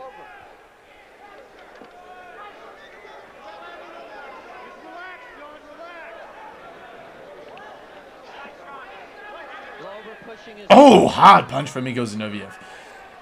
Zinoviev can punch. 2 shots by Zinoviev. big right hand. Hard chopping shots that he went way up and brought down. That cut in Loba's scalp is still bleeding. We're at only 0.1 mutas, but still. Empty half guard from John Loba. Very odd. Just sort of preventing the pass of Igor Zinoviev, but it's not really doing much. In fact, it is not a good way to be. His left fist. You'll eventually either give up side control or mount, depending on which way the guy slides through his legs. Nah, Time running down in the first phase. May not be enough time. Igor's trying to make a separation between them so he can mount. John Loba just May not be enough time. clinging on to the head of Igor Zinoviev, preventing himself from getting any more damage. And, oh, nice slide into mount from Igor, right over. John Loba going head to penis in order to prevent the damage. One of my coach's best instructions is that a man cannot punch himself in the dick. So if you're going to get punched on the bottom, get your head near his dick, and it'll be hard for him to punch you. Lobo going out the bottom. Interesting Homer Simpson escape there by John Loba, running all the way along the walls and then popping out the back, but at the end, don't fucking touch me, says John Loba to his corner, man. Look at this big high crotch Northern Lights suplex. Very often. This was just a terrific move. Zinoviev has incredible arm straight. He's choking him. Zinoviev, he's losing position. He knows it. And then, So good. being choked. Alright, fighting. Both boys sucking in deep ones. Big guy like that get hoisted up, and he was. Both hop on their toes and then immediately return to being flat-footed. John Loba bull rushes into the clinch. And Igor Zinoviev is either smiling or grimacing. Does have double unders though. And this has been the match that has brought the crowd more into it. Grabbing the fence is John Loba. Well, position strategy right now. He's trying to hook, trying to hold him. He's going to lift him up again. You know, Oh, lovely outside trip by Igor Zinoviev. Beautiful judo from the Sambist Igor Zinoviev. So it's probably Sambo. But Sambo is Russian judo, so... Getting on top. And trying to parlay. he's putting his belly in his face to try to smother him a little. The pressure is on the bottom guy, obviously. Big news in the world of Alistair. I may be receiving first-hand instruction in Sambo from a bunch of Russians in early October because I qualified for the World Modern Pancration Championships somehow. So look forward to getting my leg broken and being thrown by terrifying Russian men. Himself under with the use of that right leg. Crossface from Igor Zinoviev. Straighten him out. Grapevine. So, Judo Libellion. I really want to hear what Judo Libel's saying. Judo Libel. Judo Gene. 3 minutes and change left in phase 2. Lobo has the Because Libel, great advocate of the grapevines and the ability that they bring to control your opponent. Pressure on Lobo's neck. And Igor's John Lobo punching up from the bottom. We've seen so many punches from the bottom amount, it's ridiculous. Although John Lobo does have big He-Man arms, so he should be able to land some decent punches. Perhaps I should change my catchphrase statement from big dumb gorilla arms to big dumb He-Man arms. And maybe that will prevent any future accusations of racism, in case I say it about a black man. Oh well, it's too late. I've already doomed myself by my continued confusion of Japanese men for each other, or even Japanese guys for black dudes. Shout out to Hasegawa and Gasaway. Hasegawa Asaway. They are indeed almost useless rabbit punches. Though he is punching Igor directly in the back of the skull, so, you know, that is quite an effective technique. I think his finger is in the eye of...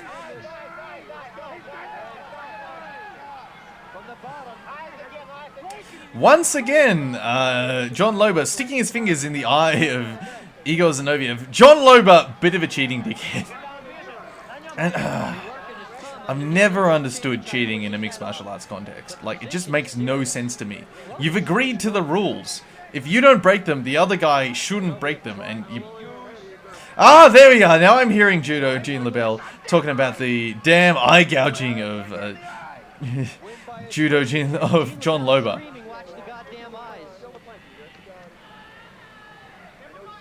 Ah, god damn it, Igor, you're chucking a John Lewis. So I think Igor Zinoviev is trying to work a smother on John Lewis, on John Lobo. And unfortunately, he's gone to the John Lewis school of fighting and has decided to be boring as shit. How can you hurt somebody like that? Oh, here's the movement up. The knees came up under the arms. He's going to start punching. Yeah, good punches there from Igor Zinoviev now that he's opened up. Also a nice grazing elbow there. John Lobo once again going head to dick in order to mitigate damage. And now he's going back to that smother. Look at the striations in the back of Igor Zinoviev. Somewhere in the world, Vince McMahon has developed a spontaneous erection, and this is why. Because of the unreasonably swole lats of fucking Igor Zinoviev. I think his timing is perfect. This guy is so strong. Yeah, I don't know why Igor Zinoviev is going for this smother. It's not going to work. Like, it's uncomfortable as all hell, but he's too muscular. You need to be fat for this smother to work. You need a decent seal over the mouth and nose. And especially not on John Lobo, because that dude apparently doesn't feel pain. Alright, that's the end of that round. Only 2 eye gouges so far. They're showing a little respect for each other now. Igor was actually helping him up. Lobo, tired man. Whatever John Lewis is wearing, I do not like it. Judo Gene LaBelle apparently still alive. Yeah, I thought he was dead. I was wrong. Oh, is that Oleg? I think that's Oleg Taktarov in Igor Zinoviev's corner, which would make sense. seeing as they're both Sambo guys from Russia coming across to fight in America. Easy, baby. Just breathe. You're doing awesome. He cannot finish you, and it's frustrating the shit out of him. John Lobo showing a lot of heart. Great, man. You are doing great. John Lobo, nice cauliflower ears. Sort of the less disgusting of the kind, where it just sort of fills up your ear, but it still looks like an ear, rather than a second organism growing on the side of your head. Well, we go into phase 3. Alright, here we go. What was that? John Lobo eats a massive uppercut, and now he's just going to talk shit. He's tired. Look at his arms. You'd say he's tired in boxing, wouldn't you? You most certainly would. Look at Yeah, Lobo, notorious gasser. I remember him getting very tired in quite a few fights. Oh, lovely right hand from Igor Zinoviev. Fakes low and then goes high with the right hand. And clonks John Lobo on the chin. In the third phase of this, Zinoviev coming in with the title. If it goes to a draw, he'll keep his crown. Ooh, leaping left hook from John Lobo, but he eats a right from Igor Zinoviev. Ooh, trade of hooks there, and a little wobbly was Igor Zinoviev briefly. Ugh. Excuse all the burps and hiccups, ladies and gentlemen. Having a beer. Hard low kick. Excuse me, let me ask you, can this guy box? Zinoviev not throwing hands, surprisingly. Just relaxing in front of John Lobo. Both men staring at each other, going, I'm tired, I won't punch you if you don't punch me. And we're not seeing the sick Van Damme sidekicks of Igor Zinoviev that we saw in the first 2 fights. And we did see in the first round of this, but he's decided to abandon them for some reason. Crowd turning. Now, if Zinoviev was the challenger, we might see more urgency from him. But he is letting Lobo play the waiting game and not... Leaping left hook. Ooh, and a nice punch from Igor Zinoviev. Zinoviev doing better at these exchanges, but they are extremely limited. Both guys are stealing a little bit of time after the torrid pace. Look how close the space. See, looking at these two humans, you would not guess that John Lobo weighs more than Igor Zinoviev. Like, he does have big, thick, meaty thighs, but compared to just the swole, total shell, like, back of Igor Zinoviev, John Lobo looks like a bitch. Oh, trade of hooks again. Keep doing that. Just trade left hooks. These guys are very tired. We've had 1.5 exciting rounds, and so now they've both decided to have a break. I think Lobo's exhausted right now. I mean, Zinoviev doesn't think he's coming. Zinoviev's a counter puncher in this respect. Lobo took a lot. Stumbling attack from John Lobo, and his corner's calling for combinations, but he can only summon the ATP energy required to throw one single shot. Then he needs to get some oxygen back in his body.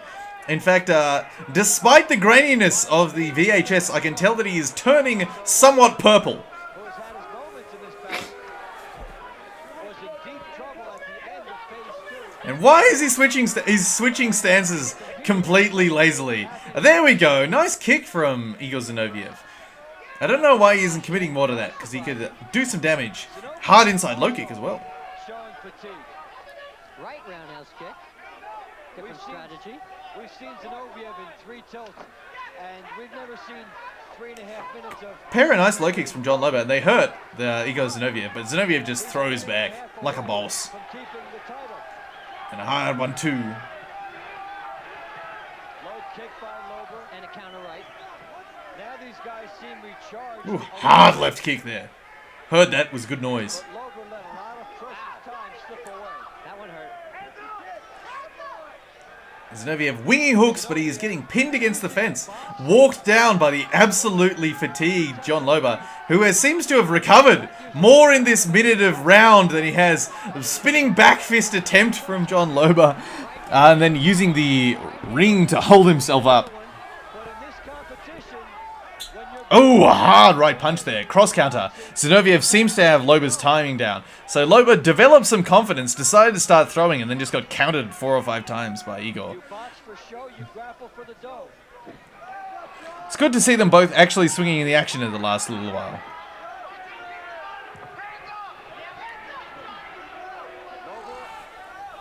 but he seems to be a lot fresher. Get exhausted. Did not have too much in. These guys took a lot out of each other in the first two. Milling handwork from John Lobo. Feints that are very unconvincing. Like, Igor Zinoviev isn't even reacting to the feints because he's just like, I know you're fainting. I know what it looks like when you commit to attack. You almost fall over. 4, 3, 2, 1. Not very long left of the fight. And a trade of jabs there to finish the fight. Good first little bit of the fight, and then things went to shit. Ah, well, crap happens, ladies and gentlemen. Two tough guys, and they spent everything in the first two phases. Intense action at the end of the second phase, along the fence. Just gonna have a cuddle. Zinoviev Crowd is very restless. to win. Lobo wouldn't let him get the final position, and then Lobo survives in round 3. Round 3, phase 3, catches himself. So apparently attempting to differentiate themselves, they've decided to call round phases. Apparently the shoulder of Igor Zinoviev is a bit hurt. Because there is no loser, retaining his extreme fighting middleweight Houdini Zinoviev. Who's this idiot? I got John Lobo here backstage. John, fantastic fight. You guys went head to head all the way. What happened in the third round? Were you spent? Well, yeah, you know, pretty much I was tired. He was getting upper hand. He was getting upper hand, so I had to do whatever I can. You know, I was mostly only defensive. I was trying to make offense, but it was hard. I got my second win at the end of the third round. I wasn't sure if he had or not yet, but I was going to let him try to throw something in counter and try to knock him the hell out. But I hit him really hard, and he wouldn't go down, and hit me really hard, and I wouldn't go down. How would you feel about a rematch? It's not like fighting in a mirror. But yeah, it was an alright fight. I'd watch it again if both boys would gas out. But guess what happens? That match does not occur. So what happens next? John Lobo will fight Frank Shamrock at Super Bowl III in 1997, which is Frank's first non-pancreas fight, I Third believe. phase, really tired. Everybody holding on. Oh yeah. What do you think about a rematch? And next up we have Bart Vale. Fucking Bart Vale. Kazunori, the 1996 judo champion in Japan. Yes, the International Shoot Fighting Association Heavyweight Champion. A worked title. Bart Vale beat some dude at World Extreme Challenge. And this is Kazunori Murakami. Fighter in the Lumax Cup. Participator in a potentially worked match in Pride 1. And fighter of the Wajutsu Keshukai School. And much later in his career, well, at this point in his career, he was actually a, what's it called, pro wrestler. And he's fairly famous hard-style pro wrestler even to this day. And here's Bart Vale. Learn from it. And giving a good example of how extreme fighting is. Yeah, Bart Vale is a huge human. Look at that fucking guy. But no human in the world looks as much like Bart Vale as Bart Vale looks like Bart Vale. Bart Vale is essentially the not the Emeridote. Yes, the Emeridote guy. Big, hairy, muscular American Kempo guy. Well, Kazunori doesn't punch or kick. Bart does punch and kick. I think Kazunori will be very strong if he gets in close. His hips will be like swivelly. But Bart Vale comes with tremendous skills in all areas. After all, Bart Vale was the man who knocked out, in inverted commas, Ken Shamrock. And there he is. Look at that big hairy chest. There is Bart Vale. Oh, good lord. Bart is just such a character. Extreme numbers. Is straight ahead. Kazunori 23, Vale a veteran at 34. The height the same. And Kazunori Murakami, this is prior to his debut in Pride 1. So, there we are. He's not even that dipshit from Pride 1 yet. Belt. Maybe Vale could be powerful. But Bart Vale has a big right hand.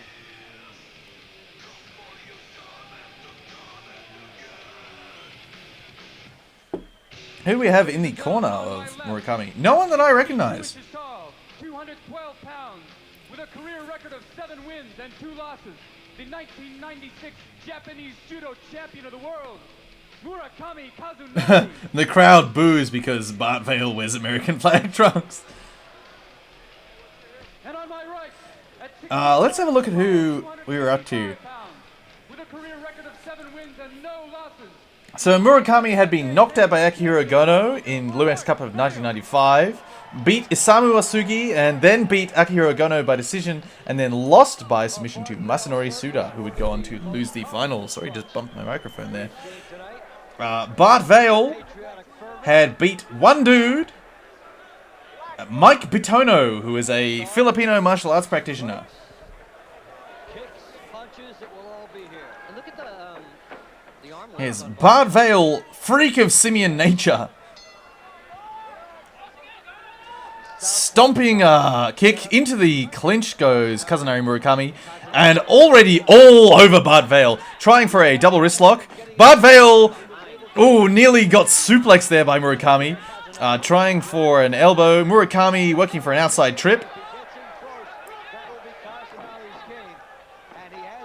So let's see what Murakami can do from there. Still trying for those outside trips. Bart Vale hanging onto the fence. Look at that stash. How does he utilize his position here? Classic. Good knees. Bart Vale fighting hands, trying to set up the double wrist lock turnaround.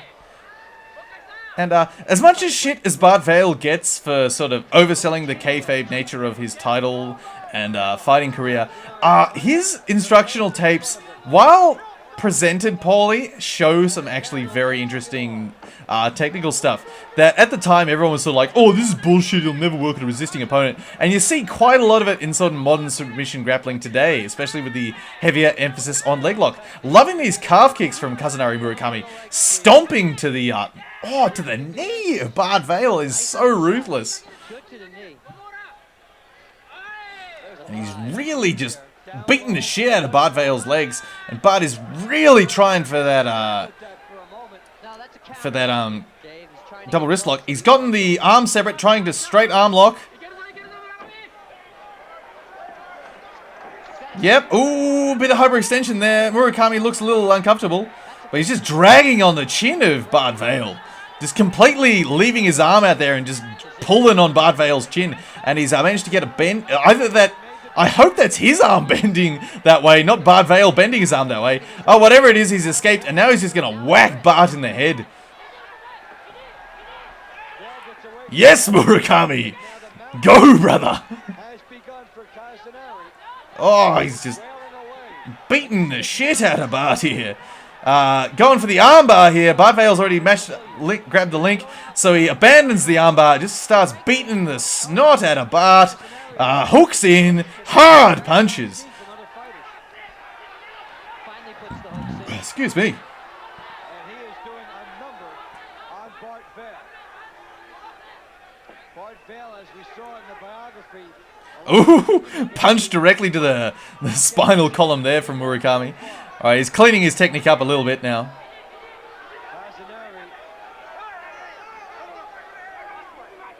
Warned for the elbow in the back.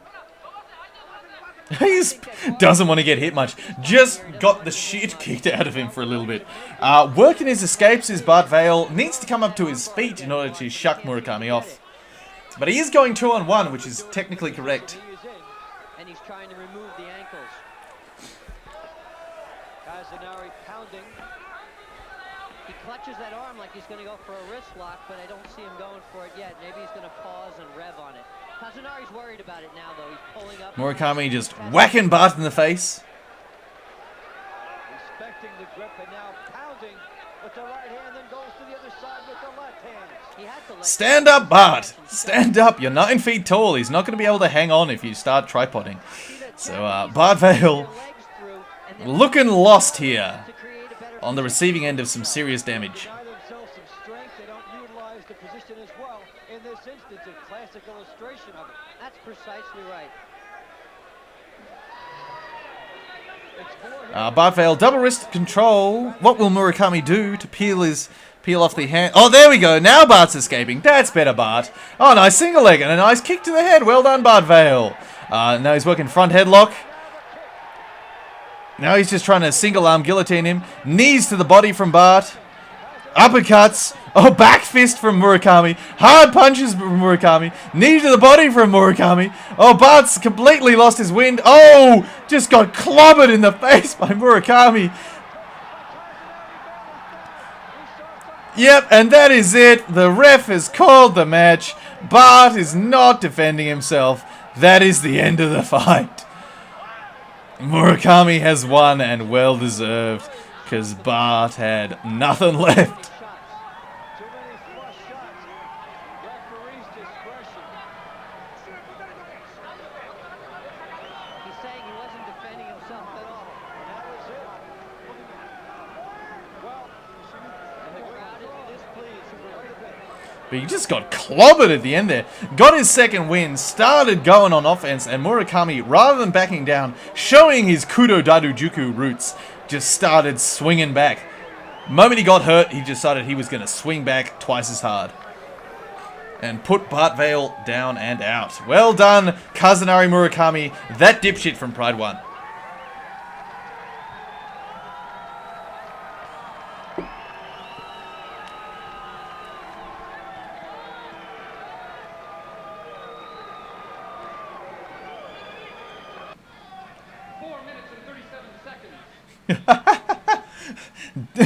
Ring announcer, obviously not paying attention to the fight, had to ask the ref which round it was.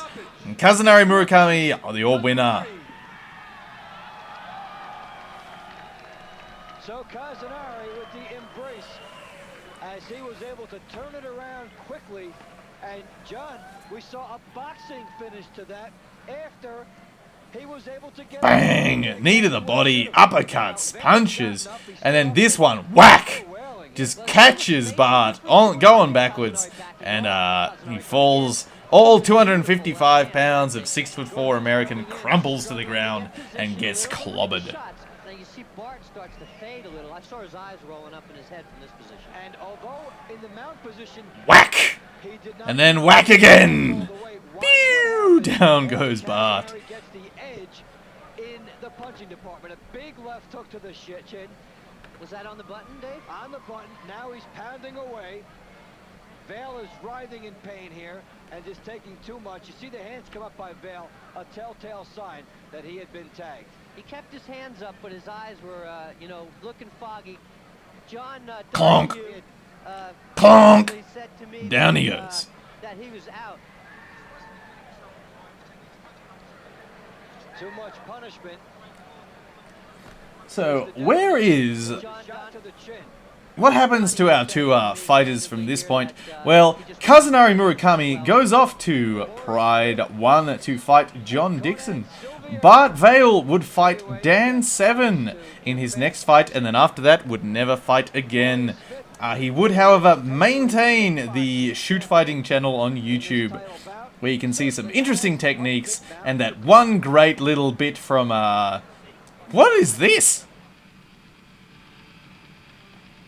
Maurice Smith. Maurice Smith, for some reason, just standing in a busted building and showing his sick fucking kicks. This is for real stuff.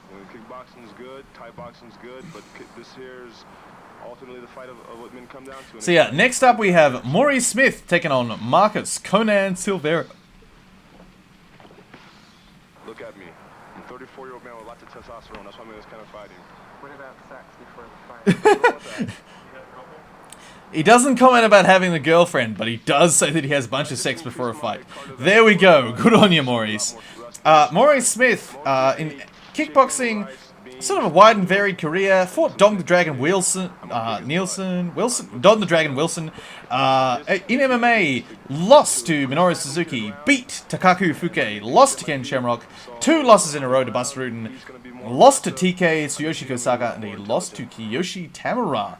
Both of those in rings. The TK fight is up on my channel as part of the series Old School Shoots, and was excellent technical shit from TK. The Tsuyoshi Tamura fight I have not seen recently. I'll have to pull it up and watch that one. And probably stick it on old school shoots, because it is on his fight career. Mind you, the next fight after this one on Maurice Smith's fight career, on Sherdog, is his fight against Akira Maeda at Rings Budokan Hall 1997. Hint, ladies and gentlemen, that fight might not be real. What happens to them that's never happened before? They've never been tackled. I mean, they never had anyone throw a little baby kick and have no intention of kicking or punching, just tackle. But we've seen Conan stand up there with tremendous ability. And Conan Silveira, and do jiu-jitsu, man who got involved in a ecstasy smuggling ring. Where is he up to in his career? So beat Victor Tatarkin in the Extreme Fighting 1. Beat Gary Myers in Extreme Fighting 1 to become the Extreme Fighting Champion. And then beat Carl Franks last time. Jiu-jitsu, you play when you were a kid, you play like you being a Vale-Tudo. So when you come to the jiu-jitsu school in Brazil, I mean, not say then you're gonna bring your son, 5 years old, and he's gonna, get home with a broke nose or something like that. No, but he's gonna be involved in something. Then he's gonna grow up one day, and then he's gonna see the situation so normal for him, so he can step the ring the way he's going to sleep or the way he's gonna eat. Jiu-jitsu is something so open with a lot of skills. So yeah, so to fight against there is some contention about whether or not Conan Silveira deserved his black belt when he got it before fighting Kazushi Sakuraba, but he was a fighting jiu-jitsu man, not a just jiu-jitsu man.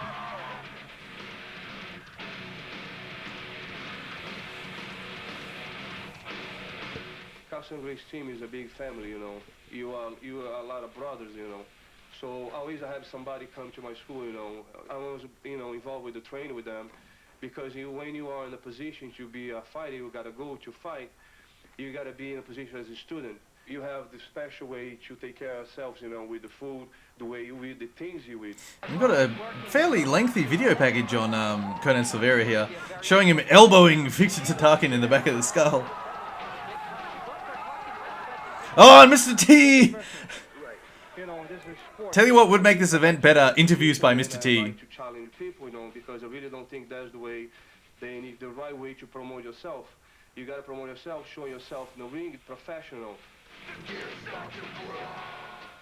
Ladies and gentlemen, here is the fight you've all been waiting for. This is our final fight of the evening, and I would like to introduce the participants. From Bellevue, Washington, Mo Smith, cool fucking dude, man who loves Japan, with Frank Shamrock in his corner, and the boys from the Lion's Den. Yes, 10 out of 10. I think that's the boys from the Lion's Den, unless that's TK Kosaka. Because I saw Guy Mesger there. Two random dudes who are probably from Maurice Smith's kickboxing gym. A little bit of tape on his head, maybe, covering a zit. Give me a shot at the corner, you bastards. How can he do it in a big fight situation against the guy who you saw in the last video piece? Mysterious mustached idiot. Sudden power. So they only paid for like 4 or 5 penthouse pets, so they blew less money than the first 2 events. And she's gotten progressively drunker through the night, so she's less disgusted by the oiks in the crowd. Showing Maurice Smith broke a sweat. Any questions? Nope. Good luck. Ladies and gentlemen, from Miami Beach, Florida, he is Still haven't had a clean shot of Maurice Smith's corner, so I can't tell you whether it's the full Lion's Den compliment. I think it is. Well, Conan Silveira. And sick mullet on the corner man. I think it's the same mulleted man we've seen a few times. Yeah, flanked by a huge entourage. Carlson Gracie Sr., Carlson Gracie Jr., Alan Goes. Well, I see them all out there. His brother, his boxing coach.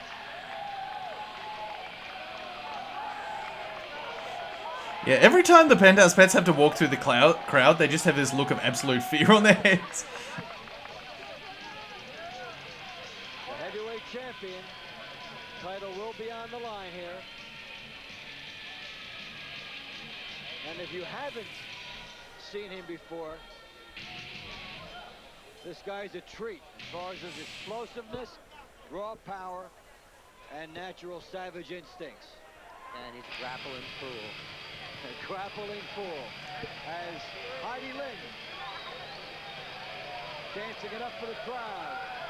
Conan dominates.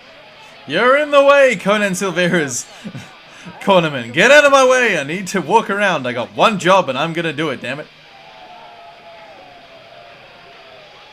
I think she's wearing wrestling shoes. How they match up with the extreme numbers. Smith, a veteran at 35. Silveira 32.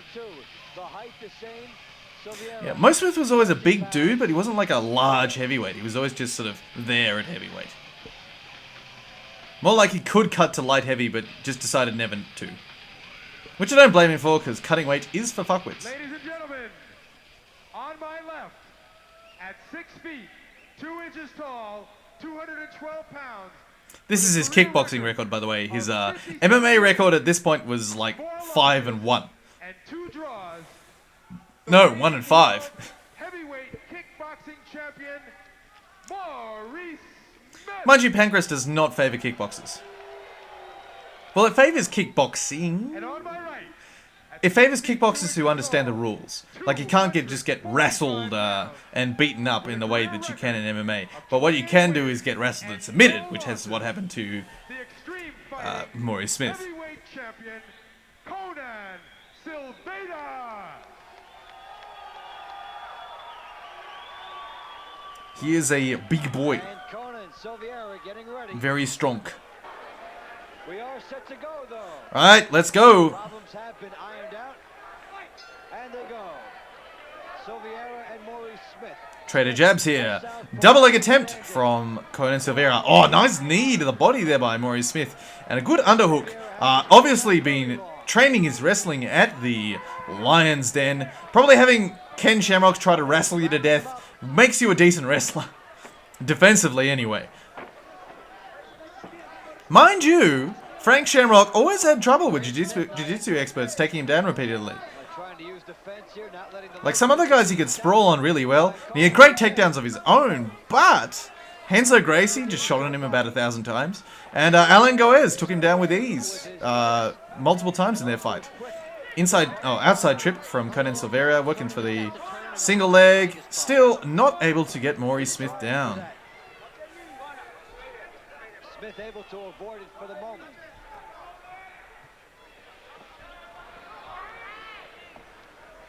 Silveira with the strength up top, and he's doing his work from a tactical standpoint with the legs. And a good shot to the body by It would have been, but the sending a message. oh, nice trip there. Very well done, Marcus Conan Silveira. By Silveira. Maurice Smith, bottom half guard. Controlling the cross-facing arm. Probably used to... Oh, I'm on the bottom underneath the Lion's Den guy. I'm getting cross-faced immediately. Excellent finisher. Let's see how he utilizes his mount position. Trying to improve on it. Maurice punches him in the face from the bottom. Well, you might as well Smith get is the not in trouble here. You're in trouble. Silveira trying to lean on him. It's maybe because I know the result of this fight, but Smith is doing alright here. Yeah, see, he's half-guarded on the other side. Drive with the legs. And the mount. Trying to improve his mount position. He's stepping forward now. But Conan Silveira doesn't seem intent on doing damage from this position, so much as maintaining sort of jiu-jitsu hierarchy of control. So, yeah, not really in too much trouble is Maurice Smith. It's not like he's got Ken Shamrock trying to pull off his brain. Oh, bridge and roll! I was going to say Gorilla Bridge. I have to now. The Lion's Den patented Gorilla Bridge out of any bad position. Smith was able to do something at least. Yeah, trying for the razor arm lock is Conan Silveira, but Maurice Smith using his head to lever it off. Which is the worst poison, the mount of the guard. This is a much better position than Smith because he can actually punch. He minds his arm. Smith landing some half-decent ground and pound, burying his head in the chin of Conan Silveira, who I almost called Alan Goes there for some reason, forcing him up into the fence. Hard punches there. Wants to work, and Smith coming inside, chopping right hands. two by Smith. And although Conan Silveira has some bad MMA tattoos, I don't super hate the spider's web on the elbow because that'd move in an interesting way. He's turning, kind of trying to go into his back. In what movie is it? Death Race with Jason Statham is a spiderweb tattoo, like tattooed under his arm to his body, and there's a great shot of him sort of opening that up and closing it up when he's getting mug shots taken. Let's go. Hard punches from Maurice Smith. Smith tries to utilize his spot. He's in tight. The best option open to him, it seems, is the clubbing punches, which he is doing.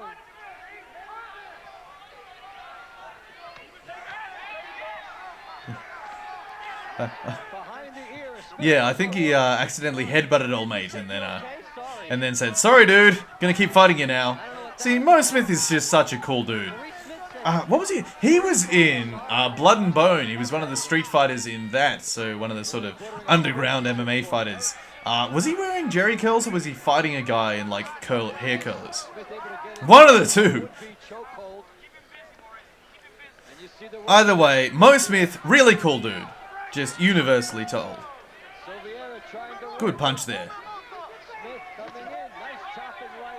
I hate the use of phase rather than round. Just, it's unnecessary and annoys me. He's holding his own pretty well. He is. He came out of guard. He came out of that mount position and is really showing some good offensive tendencies and not giving Silveira the room to explode. Yeah, he's doing a really good job of keeping his hips square to Silveira's and just keeping him crumpled up against the fence so he's got nowhere to go and just landing some decent chopping shots, doing some damage. Not super exciting, but I love you, Mo Smith. And this is the truth. I am a lot more tolerant of a boring fight if it's by a guy I actually enjoy watching.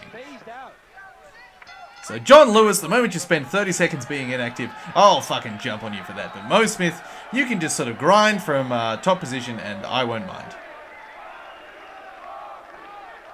Got him in the back of the throat there.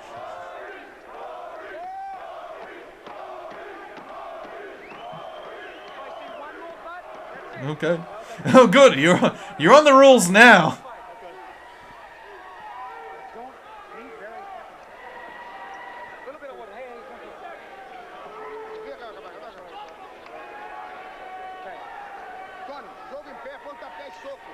Carson Gracie Sr., I believe, having a chat to Conan Silveira.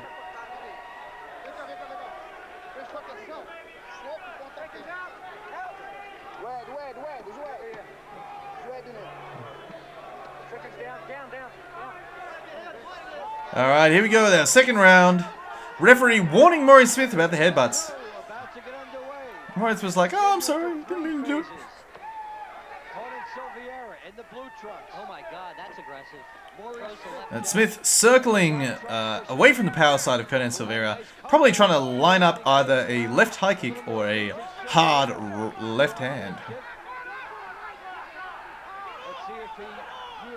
But yeah, Maurice Smith just mastering the distance here. Ooh, hard inside low kick there. Left roundhouse kick to the head. Oh, he threw it to the body. I saw a little balance change. He had it set up, John. Wait, I still see it. I still see Do it. you, John Peretti? To the right side of Conan's head. But yeah, Conan's carrying his right hand quite low, so he's going to be a mark for the left straight and the right body punch. No, the left kick. The Crow Cop combo. Hard outside low there from Maurice. And Smith feinting and Conan biting on those feints. So you see how his reactions are slower on that right jab and he just bopped him in the nose with it. Oh, nice, Maurice. Lovely. Oh, now he committed to that right hand and entered the clinch there, but he's managed to get out of it. So yeah, Maurice Smith switching stances, going orthodox. So maybe he's feeling the power on the other side. Not like the position he had before. Very flat-footed Maurice Smith, but he could throw with hernia-inducing power, so he can afford to be. Hard low kick. You saw that one crumble the leg of Conan Silveira there. Oh, lovely leaping hook there. Sort of sort of a shovel hook, sort of. He saw that Conan was going to duck and they just sort of dug under with a hook there and bopped him on the chin. Hard low kick again. Woo. He has a lot of experience. Good chopping kick by Smith. And an uppercut as he circled away from Conan Silveira. He's just charging straight into the clinch. Conan has no idea what to do. And now he's trying to move his head, juking and diving. Fires his punches or kicks. Also makes him pay for certain things, doesn't he? That little uppercut. He certainly does. Good check. Ooh, nice left body from... Body kick, I mean, from Maurice Smith. Double overhooks. Single underhook. See if he can break out. Ooh, hard knee to the body again. Putting in some good body work is Maurice Smith, and all of those shots would hurt. I remember the time he kneed Takaku Fuke so hard. Fucking Takaku Fuke, poor bloke. Got his body absolutely punished in Pancras. A couple of liver shots from Bus Rutan, and then that one from Maurice Smith that like punched a hole through the universe through Takaku Fuku's body. Because it was a flying knee, and Takaku Fuke was springing back into the ring from the ropes, so it just added momentum to it. Try for that trip again, Conan Silveira. Smith maintaining his composure under rather difficult circumstances. And you get the over. Conan Silveira got an opportunity here, whacking Maurice Smith, but Maurice Smith just shoves him away and kicks him in the body, and then just throws hands. That is a good thing to do when you feel someone swarming on you. Shove them back and then punt them in the body. It'll take the wind out of them. And you see, Conan Silveira is just a lot slower now. He's just like, where he was going apeshit on Maurice Smith's head, he's just like, alright, we're just going to cuddle for a bit while my liver releases all the pain. High kick as Silveira was finding his room as we go to the final minute. Oh, he tried real hard for that right hand, but Maurice Smith wise to it and just ducks under.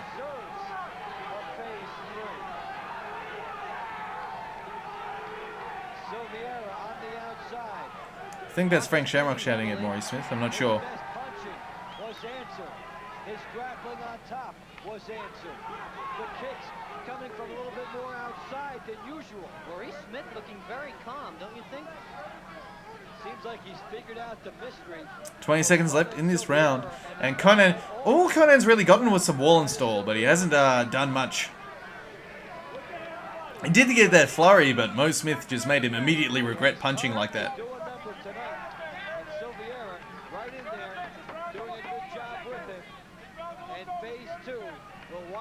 It has indeed, Dave, you fuckwit.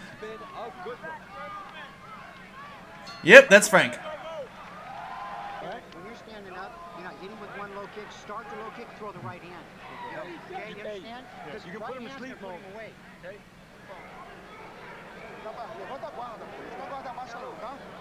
Carlson Gracie Sr. giving advice to Conan, giving him a little head rub. So this is good. Watch this little punching combo. So he's going apeshit, and Maurice Smith doing a good job of getting his forearms in the way. And he just goes, no! Body kick, hard punch, right kick to the body. And then just whacks him a bunch, and Conan decides, I'm not going to swing at you anymore. I really like the overhand rights. Let's see if he can throw more of those. Hard low kick. And the idiots in the crowd shouting USA. Because Bart Vale didn't win. But at least this black man can. Hard low kick again. Apparently patriotism will outweigh racism any day of the week. Hard right hand too.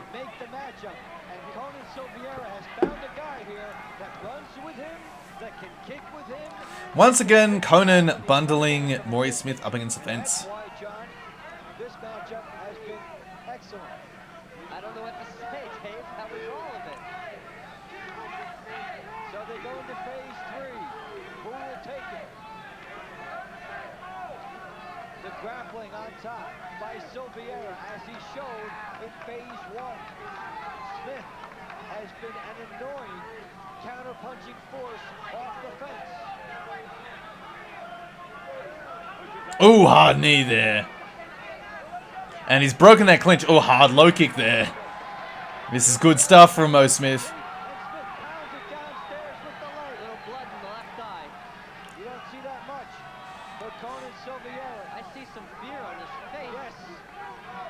Hard low kick again. Oh, Conan does not like those. Oh!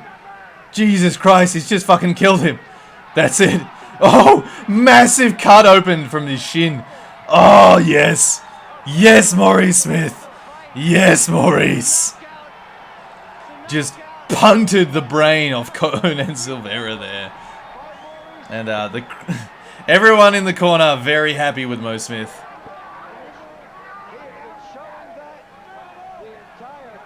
I think that's Tom Glasson or whatever from the first Extreme Fighting. Stop hugging me, man.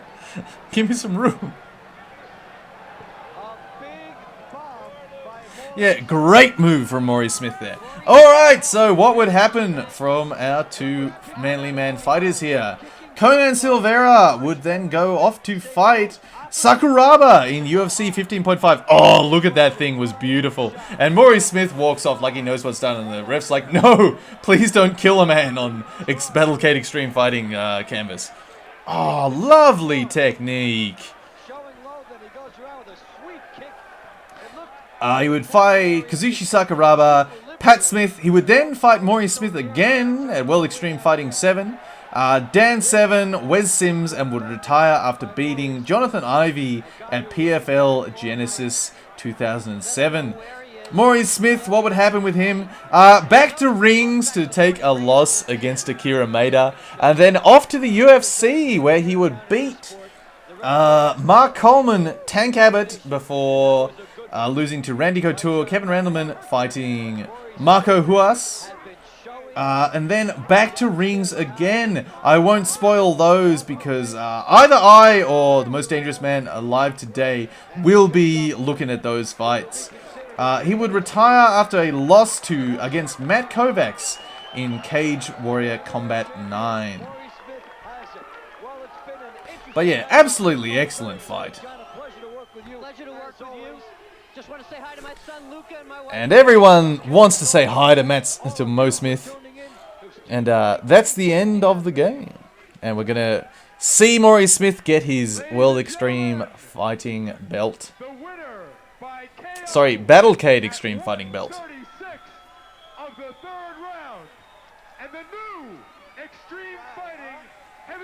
And Maurice Smith said, holy shit.